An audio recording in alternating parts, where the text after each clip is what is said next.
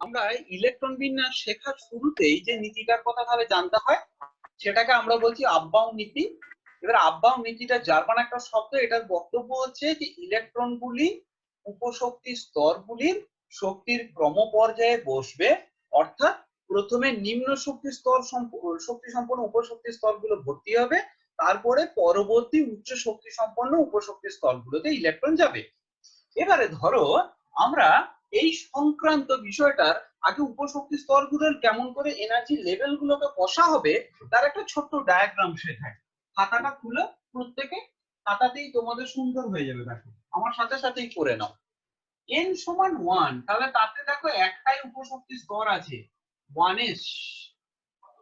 কি করে বেরোচ্ছে? ওই যে বলেছি n এর মান যত উপশক্তি স্তর ততগুলো, কথাটা যেন ভুলবে না। তারপরে দুটো হবে 2s আর 2p। তারপরে 3s 3p 3d। তারপরে যদি 4 হয় 4s 4p 4d 4f।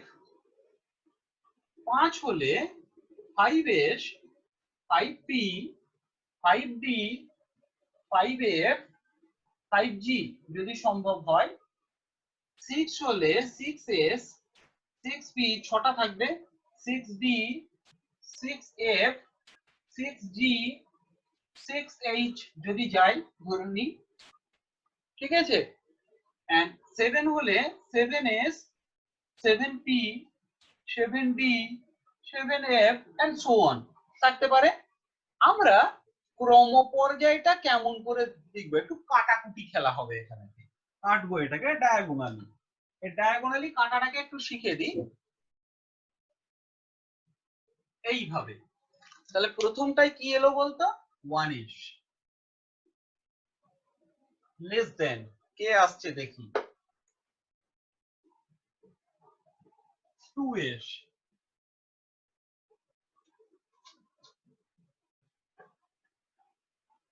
তারপরে এই যে এমনি কাটলাম, আবার গেলাম, আবার অ্যারোটা চালাচ্ছি, আবার যাচ্ছি, আবার যাব এইভাবে। হ্যাঁ, তাহলে 2s, তারপরে 2p, তারপরে 3s।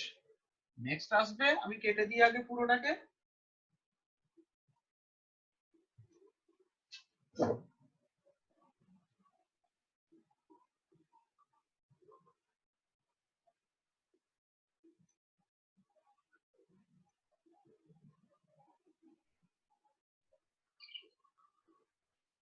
এই বিষয়টাকে এরপরে লক্ষ্য করতে হবে আমাদের। হ্যাঁ, যে তাহলে 1s 2s 2p 3s 3p।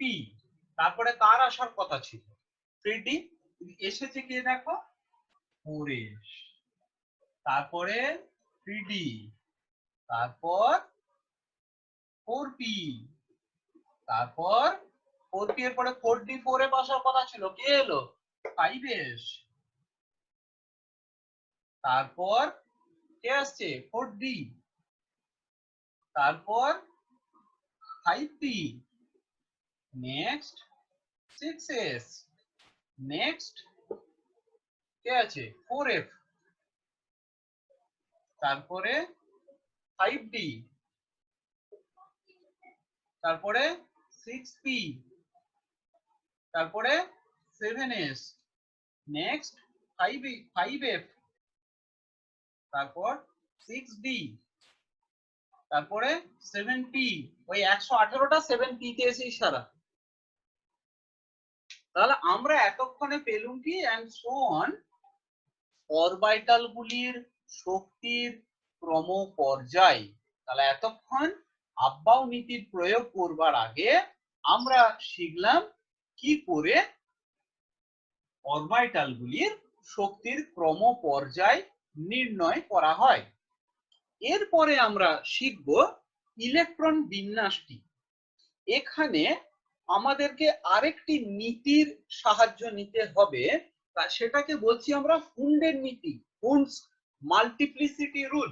খুব ইম্পর্টেন্ট একটা সূত্র এখানে আমাদেরকে শিখতে হবে, নীতি, সেটাকে আমরা বলছি হুন্ডের নীতি, হুন্ড,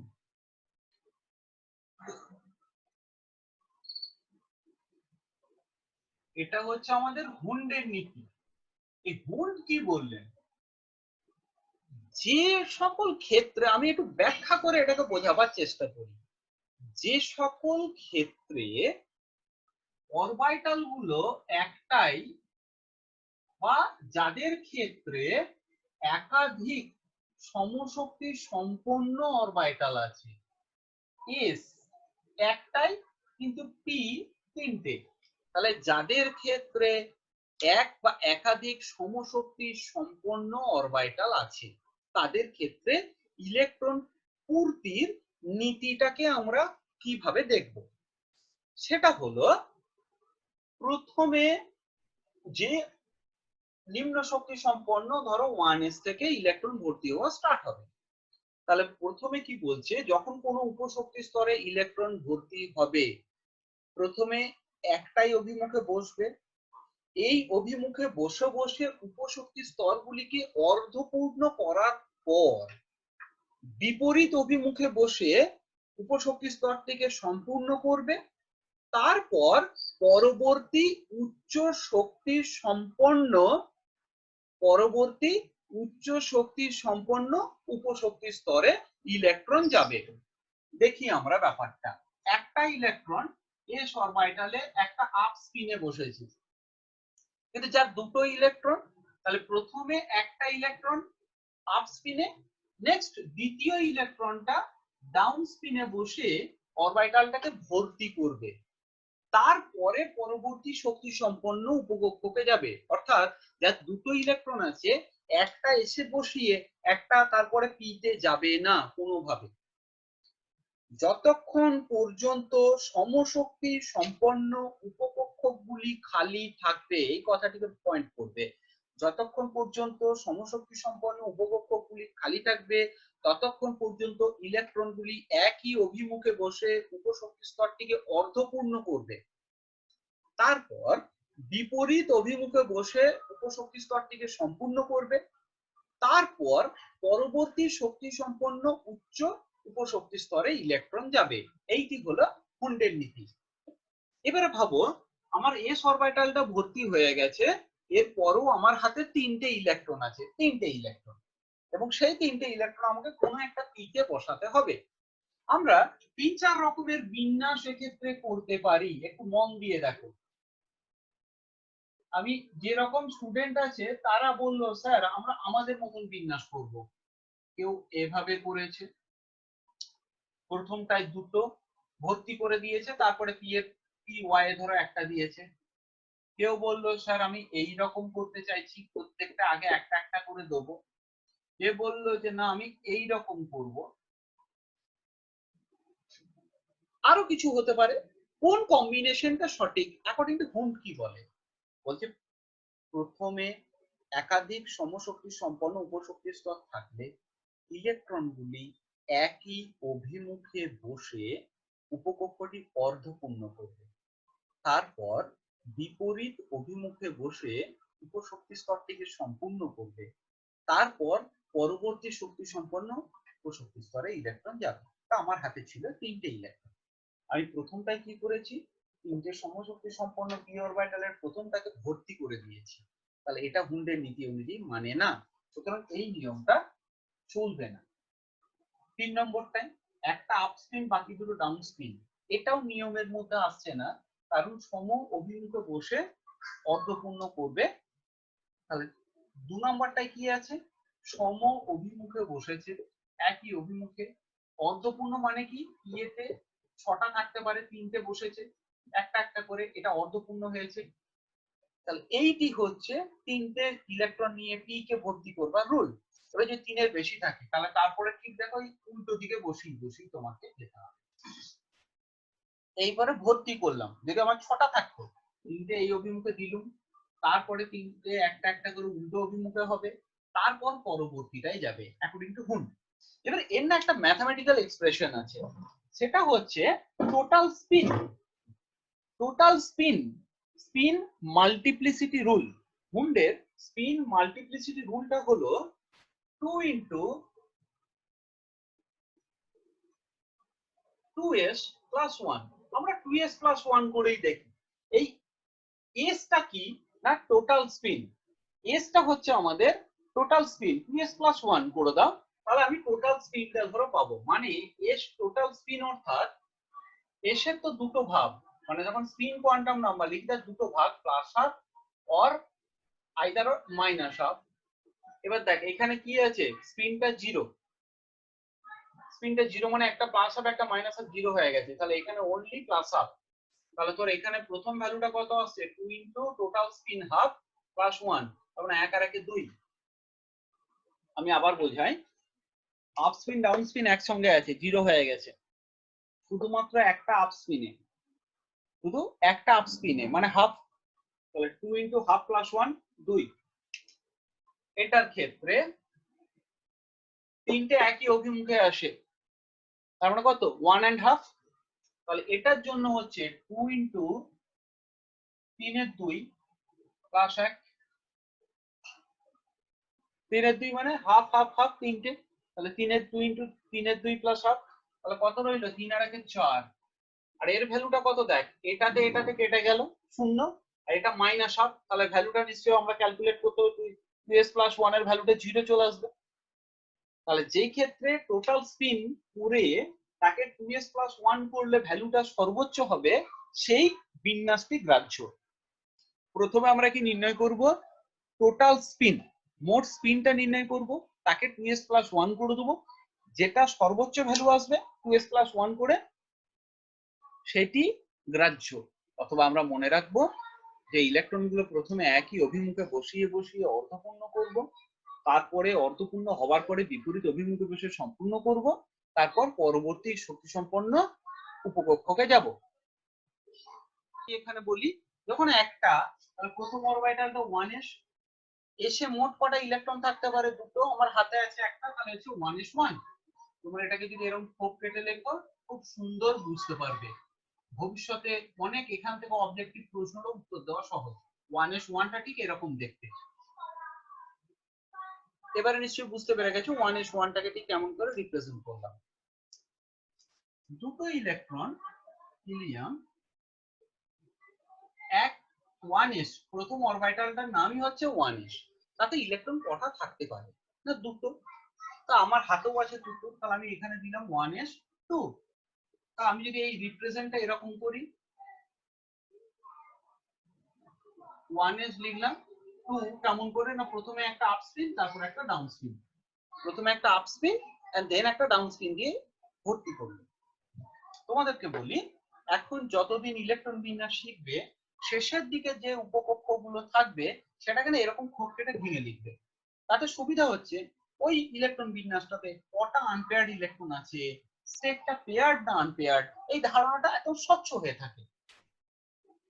3 লিথিয়াম, কি হবে বলো, নিজে নিজে দেখো, তিনটে ইলেকট্রন, প্রথম অরবিটালটা 1s, তাতে থাকতে পারে দুটো, ম্যাক্সিমাম দুটো দিলাম, তারপরেরটা কি 2s, হাতে আমার ইলেকট্রন আছে একটা, তো 1s ভর্তি করে যে বাড়তি ইলেকট্রনটা সেটা পরবর্তী শক্তি সম্পন্ন উপকক্ষকে গেল, তাহলে 1s2 2s1।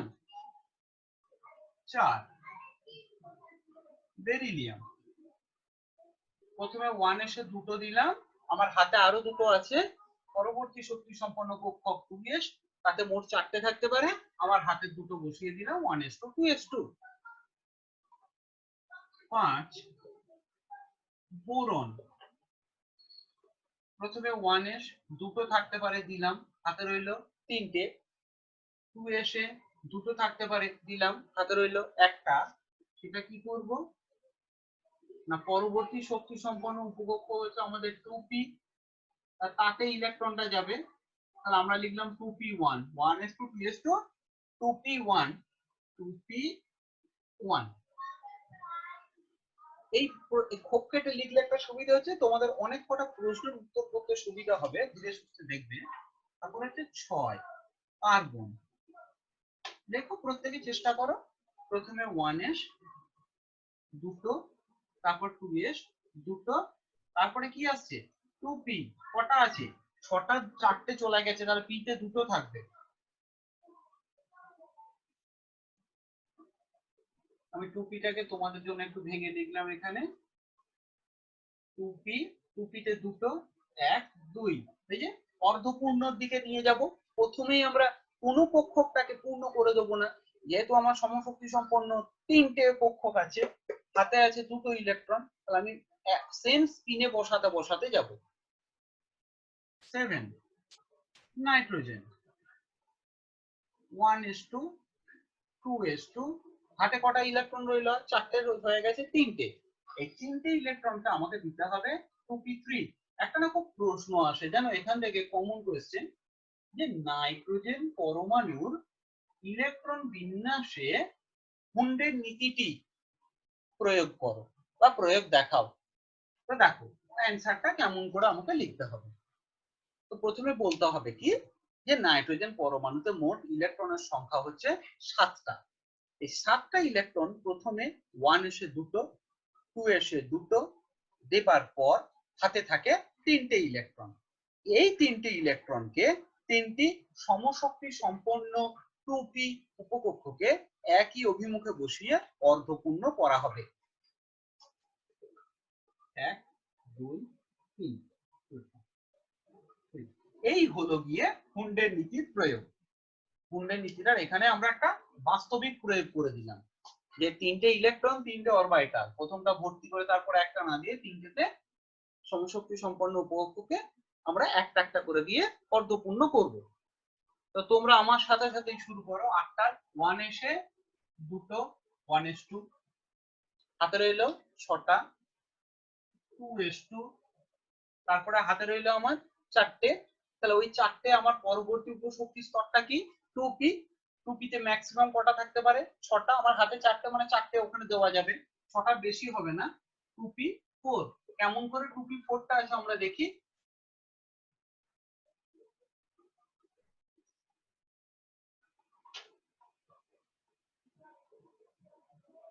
তাহলে হুন্ডের নীতি অনুযায়ী আমরা যাই। 2p4 প্রথমে একই অভিমুখে বসিয়ে অর্ধপূর্ণ করলাম, তিনটে হলো, আর একটা বিপরীত অভিমুখে বসে একটা পূর্ণ করতে পারলো। যতক্ষণ না শব্দ হবে পরবর্তীটা ইলেকট্রন যাবে না। এমনি করে তোমরা খাতায় করতে থাকো আমার সাথে সাথে, যে যেখানে বসে আছো খাতা দেখে দেখে খাতাতে প্রত্যেকে করো, আমি এখানে বোর্ডে করছি, তোমরা আশা করি তোমাদের ডিভাইসে আমাকে দেখতে পাচ্ছ। তাহলে ফ্লুরিন 9, হ্যাঁ, এর ইলেকট্রন বিন্যাসটা তাহলে কি হবে? 1:2, 2:2, 2p5, 2p5। করো লাস্টের কক্ষটাকে সবসময় ভেঙে লিখবে। এখন এই অভ্যাসটা রাখবে শুরুর দিকে, তাহলে অনেক সময় দেখবে প্রশ্ন পাবে ডায়াম্যাগনেটিক কে প্যারাম্যাগনেটিক বলো, হ্যাঁ, এই প্রশ্নের উত্তরগুলো খুব সহজে দিতে পারবে। তাহলে দেখো 1 2 3, তিনটে একই অভিমুখে বসলাম, তারপরে এই হলো 4, এই হলো 5। তাহলে 5টা পিএতে ইলেকট্রন থাকলেও 5 সংখ্যাটা কিন্তু কি জোড় না বিজোড় সংখ্যা, তবুও কিন্তু অযুগ্ম ইলেকট্রন সংখ্যা এখানে একটি হলো। তারপরে 10 মানে নিয়ন 1:2, 2:2, 2p6। এটা বুঝতে পারছো নিশ্চয়ই, পিটা সম্পূর্ণ ভর্তি করে দেওয়া হয়েছে এখানে। খাতায় তোমরা ওখানে করো। তো করে দেওয়ার পরে 11টা থেকে 4টে গেল, এখনো আছে আমার 7টা। তাহলে 2p6 এ 6টা, 6টা মানে পিটা পুরো ভর্তি করে দিয়েছে। আর একটা রইল পড়ে, কোথায় যাবে? 2 এর তার উপশক্তি স্তর নেই, তাহলে যাবে 3s এ, 3s1। আমি যদি শেষটাকে ভেঙে তোমাদেরকে এইভাবে দেখিয়ে দিই, অনেকের হয়তো সুবিধা হতে পারে বুঝতে। 2p 3s ও শেষের দিকে এরকম আছে। তাহলে 2p তে বসছে 6টা, 1 2 3 4 5 6, 3s এ একটা 12 ম্যাগনেসিয়াম 1:2, 2:2, 2p6। তাহলে 10 অবধি যাদের ইলেকট্রন বিন্যাস তোমরা পাবে অবশ্যই কি করবে? 1:2, 2:2, 2p6 পর্যন্ত করেই দিবে। 2টা 4 আর 6 10 হয়ে গেল। নেক্সট ভাবি 12 দুটো কোথায় যাবে? 3 এসে কটা থাকতে পারে? ম্যাক্সিমাম দুটো, দুটোই দিয়ে দেবো। তাহলে 1s2 3s2 2p6 and then 3s2 মানে আমার 3s টা এখানে ভর্তি হয়ে গেল এসে 3s2 3s টা ভর্তি। তারপরে কে আসছে আমার arrow aluminium 1s2 2s2 2p6 লক্ষ্য কর মজাটা 10 অবধি বলেছি লিখে দিবি। তারপর হাতে রইল তিনটে কোথায় যাবে রে 3s আর 3p দেখ পরপর অরবিটালটা লিখলাম তিনটে তাহলে দুটো যাবে 3s এ একটা যাবে 3p তে। সেই দেখ বোরনের টাইপের বোরনের শেষ কালটা যেমন আছে লক্ষ্য করে দেখো একই গ্রুপের মূল অ্যালুমিনিয়ামেরও শেষ কালটা সেই একই রকম। 14 সিলিকন শেষ ইলেকট্রন বিন্যাসটা কার্বনের গ্রুপে তাহলে কার্বনের গ্রুপে 1s2 2s2 2p6 3s2 3p2 দেখো 2p6 অবধি 10টা তারপর আর দুটো 14টা।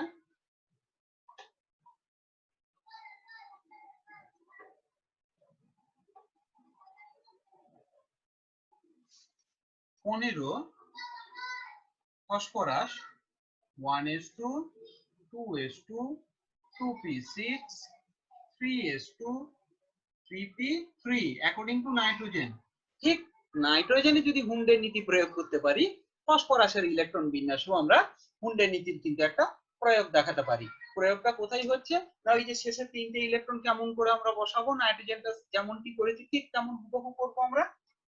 15 তারপরে 16 সালফার নিজেরা করো 1s2 কে আছিস লাইনে একজন উত্তর দে আমাকে দেখি আনমিউট হও একজন উত্তর দাও কেমন করে লিখবো যেমন বলবো আমি তেমন বলবো 1s সে বলবো একজন বলো দেবত্র যে শুরু করেছে বলো একজনই বলো বলো 1s2 2s2 very good 2p6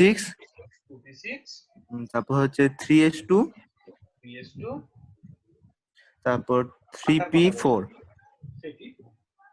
3p4টা আমি আঁকবো এই খোপটা টানলাম তুমি আমাকে বলো তো কেমন করে হবে 3p4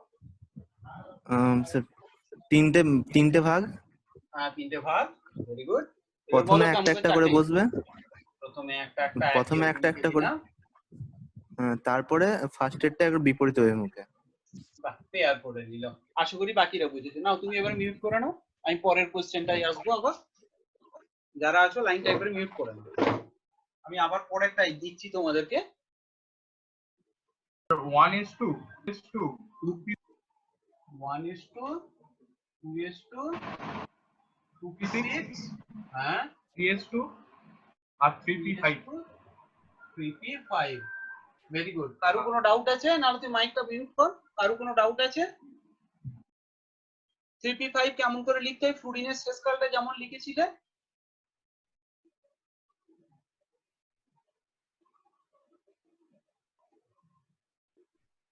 3p5 1 2 3 4 5 তাহলে একটি অযুগ্ম ইলেকট্রন এক্ষেত্রে আমার রইল 18 আর্গন ভেরি ইজি কে বলবে মেয়েগুলোর মধ্যে কেউ একটা উত্তর দেয় আমাকে স্যার বলবো sir 1s2 2s2 3s2 sorry 1s2 2s2 2p6 3s2 3p6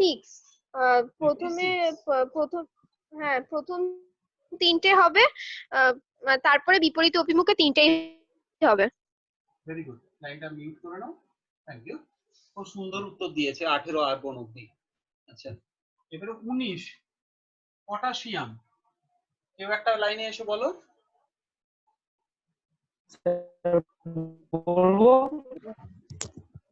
বলো বলো 1s2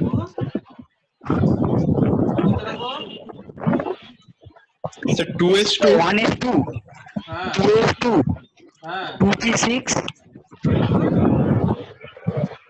3s2 3p6 4s1 হ্যাঁ 3d তে গেল কি গেল না হ্যাঁ 4s1 এইটাই সেই আপ-ডাউন নিয়মে যখন আমরা অরবিটালের শক্তির ক্রমপর্যায় করেছি এই নিয়ম না স্যার 20 ক্যালসিয়াম, বলো।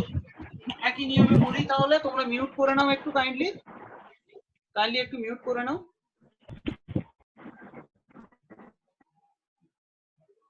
1:2, 2:2, 2p6, 3:2, 3p6, 4:2।